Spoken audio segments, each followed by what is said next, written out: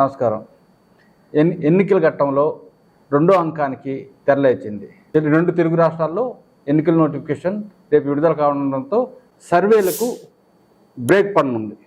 జాతీయ, అంతర్జాతీయ, ప్రాంతీయ రకాలైన సర్వేలు, వివిధ రకాలైన సంస్థలు, వివిధ రకాలైన సెఫాలజిస్టులు అందరూ వారికి తోచినట్టుగా సర్వేలు ఇచ్చారు.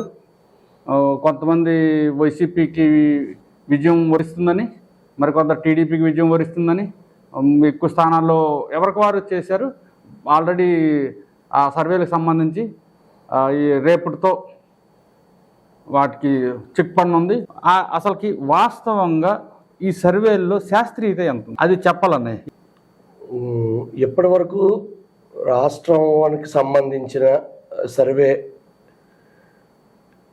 ఎన్ని జరిగినా కూడా మ్యాక్సిమం 1-2 మినహా అన్ని వైకాపాకి అనుకూలంగానే సర్వే రిపోర్ట్లు ఇచ్చాయి. అవును, కేవలం సీట్ల సంఖ్యలోనే తేడా ఉంది తప్ప గెలుపు ప్లస్ అధికారం చేపట్టే విషయంలో దాదాపు అన్ని సంస్థలు కూడా వైకాపాకు అనుకూలంగానే సర్వే రిపోర్ట్లు ఇచ్చాయి. అయితే ఇందాల మీరు అన్నట్టు రేపటి నుంచి మరి ఎటువంటి సర్వేలు ఇవ్వడానికి లేదు. నామినేషన్లు పడిపోతున్నాయి కాబట్టి సర్వేలకి ఇక ఫుల్ స్టాప్ పడిపోయినట్టే. ఎన్నికల నిబంధన ప్రకారం సర్వేలు లేవు. కాకపోతే ఆల్రెడీ మార్కెట్లో విడుదలైన సర్వేలు సోషల్ మీడియా ఉన్న ఈ కాలంలో ఇవి చక్కర్లు కొడుతూనే ఉంటాయి, తిరుగుతూనే ఉంటాయి, ట్రోల్ అవుతూనే ఉంటాయి, సర్క్యులేట్ అవుతూనే ఉంటాయి. సో సర్వేలు ఇప్పుడు చేయకూడదు. ఇప్పుడు ఏ విషయం ఆంధ్రప్రదేశ్ ప్రజల మూడు కానీ, దేశంలో ప్రజల మూడు కానీ, లేదంటే ఎన్నికలు జరుగుతున్న మిగతా రాష్ట్రాల్లో ప్రజల స్వింగ్ కానీ చెప్పడానికి వీలు లేదు అనేది పాతకాలం పద్ధతి అని నాకు అనిపిస్తుంది. ఎందుకంటే ఎలక్ట్రానిక్ మీడియా, యూట్యూబ్ ఛానళ్ళు, సోషల్ మీడియా లేని రోజుల్లో ఇది చెల్లుబాటు అయ్యేది. ఇప్పుడు ఒకసారి ఒక సర్వే అప్లోడ్ చేసిన తర్వాత, ఒకసారి ఒక సర్వే మీద విశ్లేషించిన తర్వాత ఇప్పుడు అది ఎప్పుడుది ఎక్కడిది అనేది అప్రస్తుతంగా అది సర్క్యులేట్ అవుతూనే ఉంటుంది. ఇప్పుడు దీని ప్రభావం ప్రజల మీద పడకుండా ఉంటుందని ఎలక్షన్ కమిషన్ ఎలాగనుకుంటుంది? సో ఇది కుదరదు. అయినా కూడా నిబంధనే కాబట్టి సర్వేలు ఉండవు. అదే ప్రీ పోల్ సర్వేకి టైం అయిపోయింది.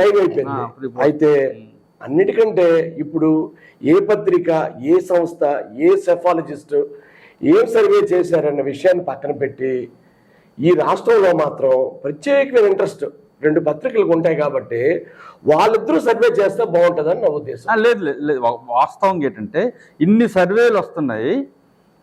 ఈ సర్వేల్లో టీడీపీకి అనుకూలంగా వచ్చిన సర్వేని ఓన్లీ ఈనాడు, ఆంధ్రజ్యోతి ప్రస్తావించాయి. వైసీపీకి వచ్చిన సర్వేని ఓన్లీ, అది వైసీపీకి అనుకూలంగా వచ్చిన సర్వేని మాత్రం వైసీపీ పేపర్ ఏదైతే సాక్షి ఉందో సాక్షిలోనే ప్రచురించడం జరిగింది. అయితే టీవీలో కానీ, అదే ప్రముఖ ఎలక్ట్రానిక్ మాధ్యమాలు, ఈటీవీ, 9 టీవీ కానీ, TV9లో కానీ అందులో చెప్పలేదు. మిగతా టీవీలన్నింటిలో ఆ సర్వేలని చెప్పుకునే వచ్చారు. అయితే ఈ సర్వేల్లో శాస్త్రీయత అనే అంశాన్ని పక్కన పెడితే ఈ సర్వే చేసిన వ్యక్తులు ఒక పార్టీకి మద్దతుదారులు అనే ఒక ఆలోచనతో ఈ సోషల్ మీడియాలో ట్రోల్ జరుగుతుంది. ఇది ఎంతవరకు వాస్తవం? ఇక్కడ ఒక విషయం చెప్పుకోగలుగుతాముడు. ఈ దేశంలో 3 విప్లవాలు వచ్చాయి. హరిత విప్లవం, పారిశ్రామిక విప్లవం, ఆ తర్వాత వచ్చింది ఇప్పుడు కంప్యూటర్ విప్లవం.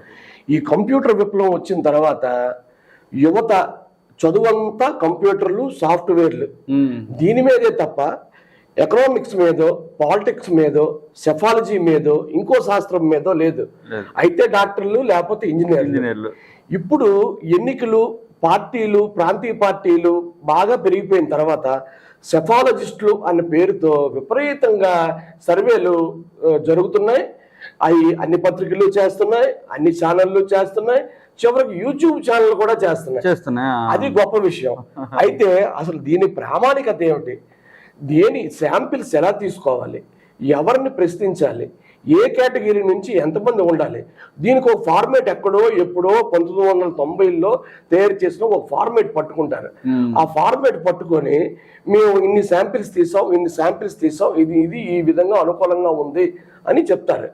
కానీ శాంపిల్స్ ఇన్ని సర్వేలు జరుగుతున్నప్పుడు, ఇన్ని శాంపిల్స్ జరిగినప్పుడు ఎక్కడ కూడా మీకు ఎక్కడ కూడా పలానా వాళ్ళ దగ్గర పలానా శాంపిల్ తీసామని ఎక్కడా చెప్పరు. సో రెండోది, సంక్షేమ పథకాలు సౌత్లో మొదలై ఈరోజు నార్త్లో కూడా అమలవుతున్న ఇలాంటి పరిస్థితుల్లో మీరు ఎవరిని అడగాలి? సంక్షేమ పథకాల నుంచి ఎంతమందిని తీసుకోవాలి? ప్రభుత్వ ఉద్యోగులను ఎంతమందిని తీసుకోవాలి? సామాన్య ప్రజలను ఎంతమందిని తీసుకోవాలి? ఏ ఏరియాలో తీసుకోవాలి? వ్యతిరేకత ఉన్న చోట ఎలా తీసుకోవాలి? పాజిటివ్ స్వింగ్ ఉన్న చోట ఎలా తీసుకోవాలి? ఇక్కడ నీ ప్రతి దగ్గర ఫార్మేట్ మారిపోద్ది. సో ఎక్కడ ఉత్తరప్రదేశ్లో యోగి ఆదిత్యనాథ్ మీద ఒక ముస్లిం డామినేటింగ్ కాన్స్టిట్యున్సీలో చేసే ఒక ఫార్మేట్ని తీసుకొచ్చి ఇంకెక్కడో ఆంధ్రప్రదేశ్లో ఒక అనంతపూర్లో చేస్తారు. ఎక్కడో ఆంధ్రప్రదేశ్లో ఒక అనంతపూర్ది ఒక శాంపిల్ తీసుకొని ఎక్కడో బీహార్లో ఒక మారుమూల చేస్తారు. సో ఇవన్నీ పూర్తిగా హేతుబద్ధత ఉన్నాయా అంటే లేవు, ఉన్నాయా అంటే ఉన్నాయి. దేన్ని నమ్మలేం. ఎందుకంటే ఒకసారి చిలక తీసిన జోష్యం కూడా మనకు కరెక్ట్ గానే కనిపిస్తుంది. ఇప్పుడు మనకి శ్రీ ఆత్మసాక్షి ఒక సర్వే ఉంది. అతను మీకు ఆ మూర్తి గారు మీతో పరిచయం ఉంది, మీతో ప్రతిసారి మాట్లాడుతూనే ఉంటారు. ఈసారి ఇప్పటి వరకు ఏదైతే ఈ ప్రక్రియ జరిగిందో ఒక 2 years నుండి ఇప్పటి వరకు 8 సార్లు వాళ్ళు సర్వే రిపోర్టు విడుదల చేశారు. ఈ మధ్య కాలంలో ఒక సర్వే రిపోర్ట్ విడుదల చేశారు, మీకు కూడా ఫోన్ చేశారు. అయితే మీరు కొన్ని అంశాల్లో ఏకీభవించలేదు. అంటే గతంలో ఏకీభవించిన వ్యక్తి మీరు ఈ సర్వే ఫలితాలు వచ్చేటప్పుడు కొన్ని అంశాల్లో అంతే ఏకీభవించలేదు. దానికి కారణం అదే. ఇప్పుడు మూర్తి గారు సీనియర్ సెఫాలజిస్ట్, ఆయన ఐఐటిలో చదువుకున్నారు, ఆ తర్వాత సెఫాలజీ వైపు వెళ్ళారు. ఆ రంగంలో ఆయనకు సుదీర్ఘ అనుభవం ఉంది.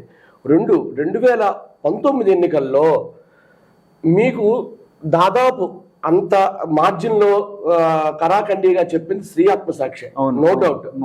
అయితే ఆ మేరకు వాళ్ళ నెట్వర్క్ ఆ రోజు పనిచేసింది. ఆ విధంగా రిజల్ట్ కూడా వచ్చింది. వాళ్ళు అనుకున్న దానికన్నా 9 స్థానాలు ఎక్కువ వచ్చే వచ్చింది తప్ప ఎక్కడ ఫెయిల్ అవ్వలేదు. ఎంపీ సెగ్మెంట్ అలాగే ఇచ్చారు, ఆ తర్వాత మున్సిపాలిటీస్ అలాగే ఇచ్చారు, పంచాయతీలు అలాగే ఇచ్చారు. అంతవరకు బాగానే ఉంది. అయితే మీకు ఇందాక చెప్పినట్టు ఇదే ఫార్మేట్ మీకు దేశవ్యాప్తంగా అమలు కాదు. ఇదే శ్రీ ఆత్మసాక్షి ఆంధ్రప్రదేశ్లో అంత టెంటటివ్గా చెప్పిన ఫిగర్ మిగతా స్టేట్లలో వర్కౌట్ అవ్వలేదు. ఇప్పుడు కూడా ఈ రాష్ట్రంలో అదే పరిస్థితి ఉంది. రూరల్ ఓటర్ ఒకలాగా ఉన్నాడు, అర్బన్ ఓటర్ ఒకలాగా ఉన్నాడు, సెమీ అర్బన్ ఒకలాగా ఉన్నాడు. ఈ రకరకాల ఫ్యాక్టర్స్ ఈసారి ఎన్నికల్లో పనిచేస్తున్నాయి. మెయిన్గా రెండు ఇక్కడ యుద్ధం కమ్మలకి రెడ్లకి మధ్య జరుగుతుంది. కమ్మలతో పోలరైజ్ అయ్యేవారు ఎవరు, రెడ్లతో పోలరైజ్ అయ్యేవారు ఎవరు? ఈ రెండు. ఎన్ని కులాలు రెడ్లతో కలిసి వస్తాయి, అది జగన్మోహన్ రెడ్డి బలం. ఎన్ని కులాలు టీడీపీతో కలిసి వస్తాయి, జనసేనతో కలిసి వస్తాయి, అది చంద్రబాబు బలం. ఈ రెండింటిని బేరే చేయడంలో ఇప్పుడు ఈ సంస్థలు వేస్తున్న ఫార్మేట్లు ఏవి చెల్లం. ఇక్కడ ప్రతి తలుపును తట్టాల్సిందే. ఏదైతే జగన్మోహన్ రెడ్డి వాలంటరీ వ్యవస్థ ఉందో వాళ్ళు ఏవైతే రిపోర్టు పర్ఫెక్ట్ గా ఇచ్చారో అది మాత్రమే రేపు రాబోయే ఎన్నికల్లో ఫలితాలను ప్రతిబింబిస్తుంది. అంతే తప్ప ఈ సర్వేలన్నీ కూడా సోలుగా ఏకపక్షంగా వైకాపాకి మెజార్టీ ఇవ్వడం కరెక్ట్ కాదు. టీడీపీ కూడా ఈ ఎట్టి పరిస్థితుల్లో అధికారంలోకి వస్తారని చెప్పడం కరెక్ట్ కాదు. ప్రస్తుతానికి నెక్ ఉంది, ఎక్కడ కూడా ఎవరు తగ్గే పరిస్థితి లేదు. ఇప్పటి నుంచి రేపు నామినేషన్లు పూర్తి అయిన దగ్గర నుంచి స్వింగ్ అటు ఇటు మారుతుంది. ఒక వారం వైకాపాకు బలం ఉంటే ఒక వారం టీడీపీకి బలం కనిపిస్తున్నట్టు ఉంటుంది. ఒక వారం మోస్ట్ సీనియర్ బలపడుతున్నట్టు కనిపిస్తే ఒక వారం కొత్తగా రాజకీయాల్లోకి వచ్చిన వారు ముందుకు వచ్చినట్టు కనిపిస్తుంది. సో చివరి 4 రోజుల్లో ఉండితే నిలబడుతుంది.